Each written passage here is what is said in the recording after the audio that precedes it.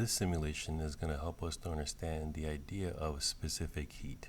So you have two blocks of, or two metals, and in both of the metals they're going to be placed on top of a flame, and they're both going to start off at 20 degrees Celsius.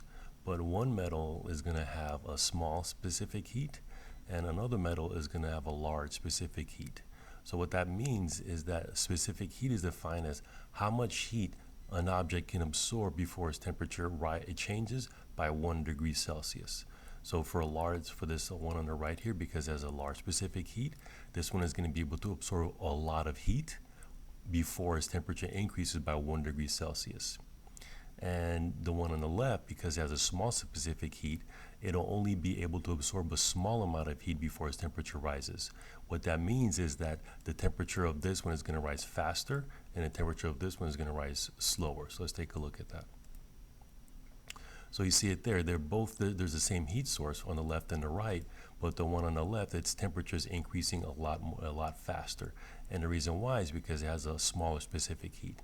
And the one on the right, its temperature, you can see it there, is increasing more slowly because both of them are absorbing the same amount of heat, but the one on the right, because it has a large specific heat, what that means is that it can store more of that heat before its temperature rises.